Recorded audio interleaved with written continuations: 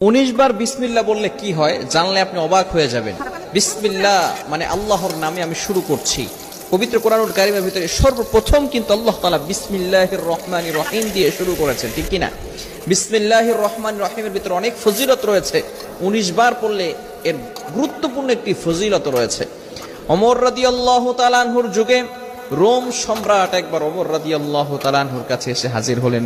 বললেন, ইয়া আমিরুল মুমিনিন খলিফাতুল মুসলিমিন, আমার মাথায় প্রচন্ড ব্যথা। ওমর রাদিয়াল্লাহু তাআলা আনহু এমন একটা টুপি সেই রোম সম্রাটকে দান করলেন। সেই টুপিটা যখন মাথায় দেয় সাথে সাথে মাথার ব্যথা ভালো হয়ে যায়। সুবহানাল্লাহ, বাসায় গিয়ে সাথে সাথে মাথার ব্যথা কি হয়ে যায়? ভালো হয়ে যায়। আবার যখন সেই মাথার টুপিটা খুলে ফেলে আবার তার মাথা ব্যথা হালকা হালকা শুরু হয়। এবার সকলে অবাক হয়ে গেল সেই টুপির ভিতরে কি আছে। ওমর ইবনুল খাত্তাব রাদিয়াল্লাহু তাআলা আনহু টুপি